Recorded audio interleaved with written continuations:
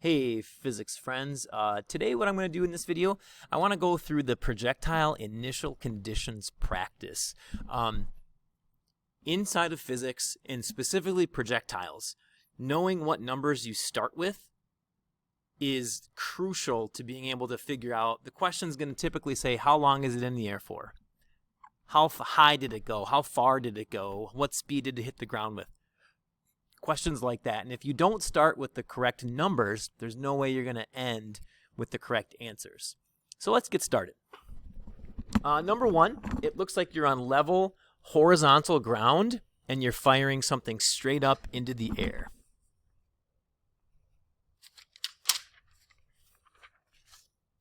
So I'm going to go a little bit skinnier with my stuff. So initial velocity, vertical, this is 100% vertical in this case. So this is going to be the vertical velocity is going to be 20. Horizontally, it's going to be 0. I'm not launching anything left or anything right with any amount of velocity. So horizontally, it is 0. The acceleration, in all of these problems, I'm going to say that up is positive, so my acceleration is always going to be negative 9.80. And that's about it. That's it. That's all the numbers that you can put in at this point in time. If the question had said, how long is it in the air for? You could put this. You could put a 0 in there, and that's going to tell you how long it takes to get to the top. But then you got to multiply by 2 to figure out how long it takes to get down. So whatever be careful using 0. Another thing that you could do, instead of using 0 here, you could use negative 20. That's the speed with which it hits the ground, negative 20. So then if you use these numbers to solve for time, you'll get the whole time. But regardless, what numbers am I starting with? Right here. These are the numbers that I'm going to be starting with. This next problem, what I want to do here, when I launch at an angle, I want to find the x component and I want to find the y component. So I'm going to use the sine and the cosine to find those.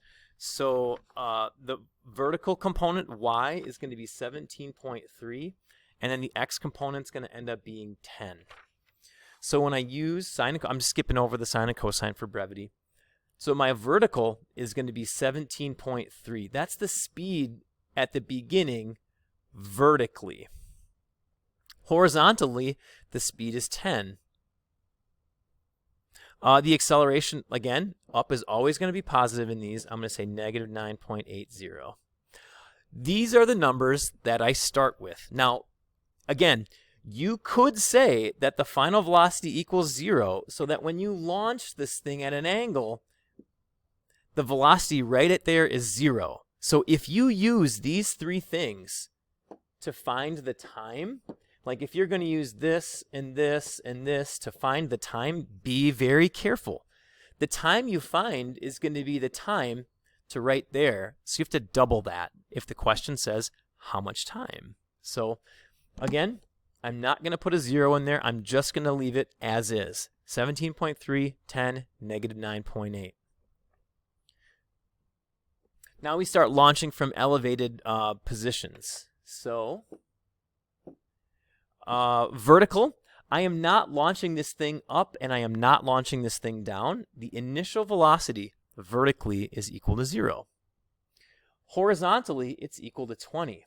And again, up is positive, so my acceleration is going to be negative 9.8, and my displacement, negative 10, because I start here and I end here as this thing falls to the ground. Those are my numbers that I'm going to start with. In this case, firing at an angle, remember, find the x component, find the y component. My y component is going to be 10, and my x component is going to be 17.3. Using sine and cosine. So vertical, the initial velocity is going to be a positive 10. The acceleration is going to be negative 9.80 because it's accelerating down, and up is positive.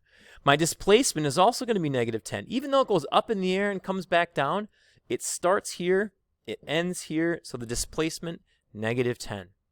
Horizontally, the velocity is 17.3. You'll notice that I never use 20 in any of my numbers that I put into, because I break it into its x and its y component. In this problem, firing from here, up is positive, so my velocity vertically is 20. Horizontally, there's none. I'm not firing this thing forward, and I'm not firing it backwards. The acceleration is negative 9.80 because up is positive, and it's accelerating down, and the displacement is going to be negative 10 because it starts here and it ends down there, and that's a negative 10 for your displacement. Number 6, now I'm firing it at a downward angle. So again, let's find our x and our y. Our y is going to be equal to 10, and our x is going to be equal to 17.3 using sine and cosine. So vertically, again, I'm going to say up is positive. I just like to keep that the same. Physics ballers, you'll find some of you are really good. You could say down is positive, and this problem becomes a little bit more easy mathematically. But as long as you say up is positive, that's not a bad way to go either. So my initial vertical velocity is negative 10. My acceleration is going to be down, and that's still 9.8. And my displacement is still going to be down, so that's negative 10. So you can see in this problem, it's not a bad idea. If you made down to be positive, that means that each one of these is now going to be positive, and then you just have to do your mathematics only using positive numbers, and it becomes a lot simpler. But it's complicated up front to make it easier on the back end, or you can go with, I'm just going to make it easy up front. Making it easy up front, just keeping up positive, makes it a little bit more complicated on the back end. So horizontally, my velocity is going to be 17.3. I'm always going to say that to the right is positive in all of these. In this case, I'm firing it straight down. So again, I'm going to say up is positive. So my initial vertical velocity is 20. Negative 20. The acceleration is negative 9.8. And the displacement is negative 10. My horizontal velocity, I'm not firing it forward and I'm not firing it backwards, is 0. And then lastly, I'm firing into an elevated position.